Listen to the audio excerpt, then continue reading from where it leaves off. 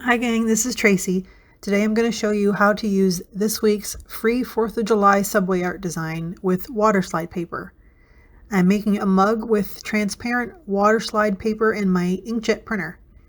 I'll be uploading the PNG from this week's free file into Design Space and then adding the Waterslide paper to a ceramic mug. So first I'm going to need to measure my mug so I know what size to make my design. I'll show you how to add the PNG file in Design Space and how to resize it to my image and get it prepared for the print then cut feature.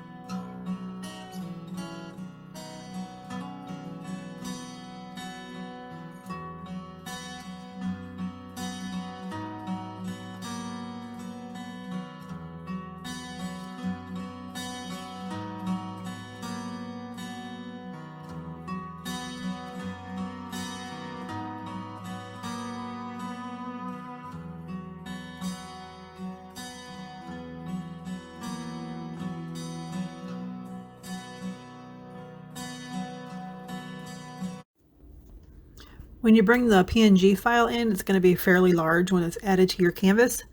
You can resize it by typing the dimensions that you want it to be in the size section at the top of Design Space, like I'm going to do here. I'm going to come up here and I'm just going to reduce this to 4 inches to bring it down smaller. Let's bring our screen a little closer here. Okay, and then I am going to bring in a shape.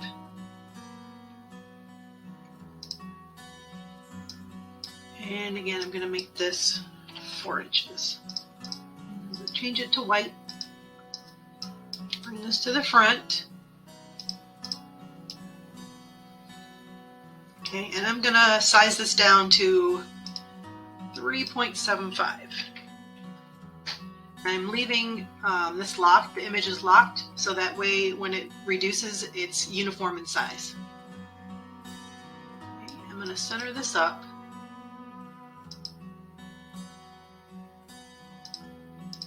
Alright, and then I can see I can actually make this smaller back here. So now I'm going to unlock that white square, the white box, and I'm going to use this handle here to resize it a little bit. My goal is to get as little amount of white behind it as possible, but you'd have to have white for it to flatten to an image.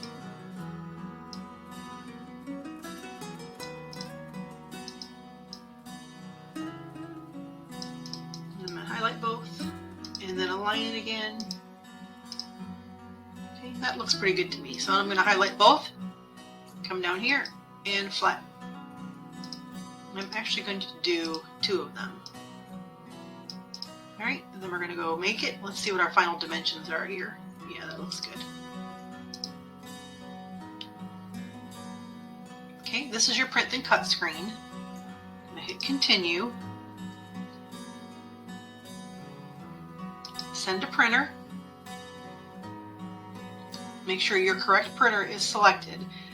I'm going to turn my bleed off. I don't need it for this. I'm going to click on my system dialog and hit print so that my printer settings come up. Make sure your printer is selected. Now I've already printed one section, so it's probably, my settings are probably still going to be correct, but let's see. Yeah, so I have mine on plain, let's see, actually I'm going to change this to glossy. I'm going to change this to high. Okay, and then I'm going to hit OK. And then I'm going to hit, and I'm going to hit print. Make sure when you have your paper in your printer, you want to print on the glossy side. So for me, that means that my glossy side needs to be facing towards me.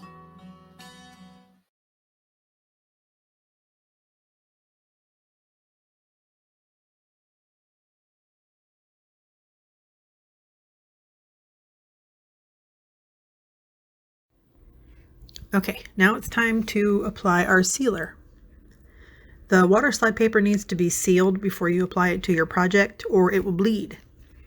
So make sure you're in a well-ventilated area. You can do it outside if you want to, but I found that if I do it outside, I end up getting little particles on my paper as it's drying, so I just do mine in the basement in a brown box. Do a light coat, spray it on, and then set a timer for 30 minutes and let it dry. After that 30 minutes, go back downstairs or wherever you're doing it, put another coat on, wait 30 minutes, and then do another coat. So you're going to have 3 coats on your paper.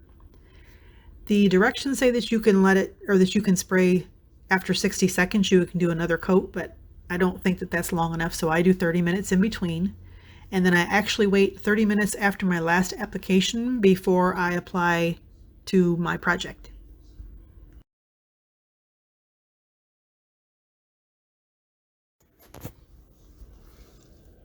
Okay, the container that you use needs to be large enough to hold your entire design. And then you want to put water in the bottom, deep enough so that when you put your water slide paper into it, you can submerge it underneath the water.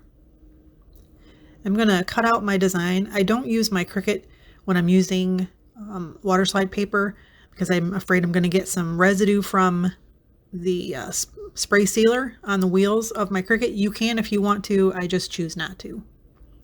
So instead I'm going to use my scissors and cut as close as I can to the design.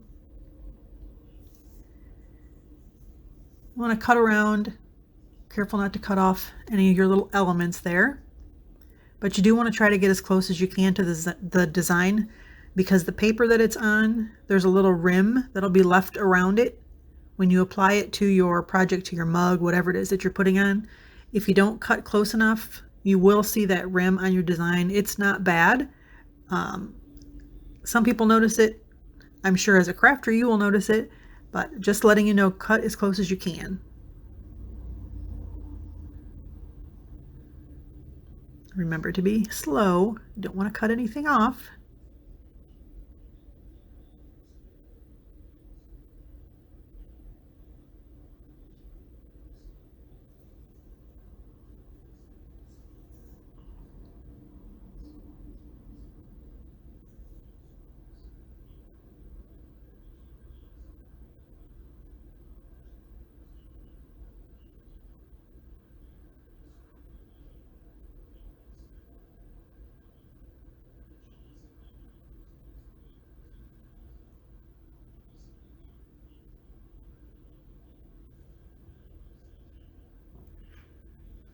When you get done cutting it, you're going to put the paper in the water and you're going to submerge it, and then you can turn it upside down if you want. Sometimes it helps prevent the paper from curling.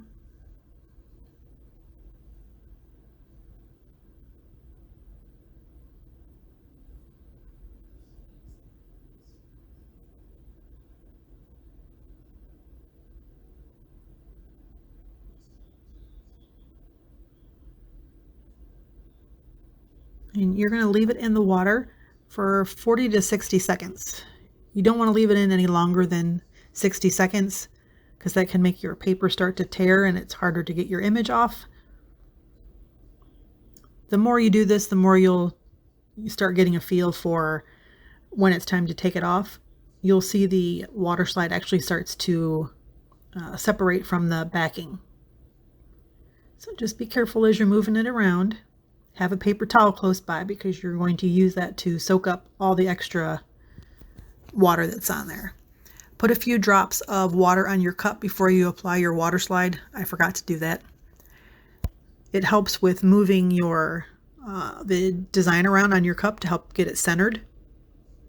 So that way it won't tear. So once you see that it's ready, you're carefully going to lift it out of the water, place it on your cup. Put one hand will hold the back and pull from underneath while the other hand slides the top onto the cup.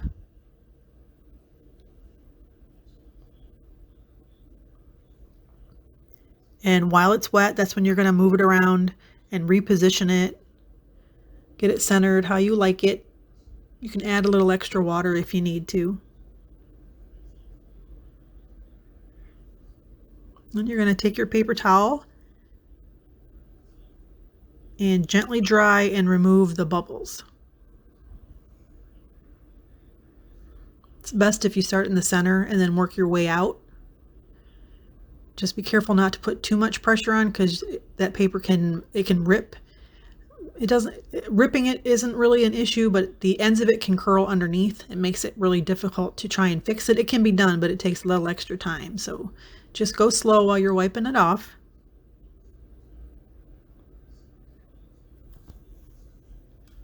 With these Waterslide paper, the images, you actually can bake these cups. You can follow the directions on the back of the packaging.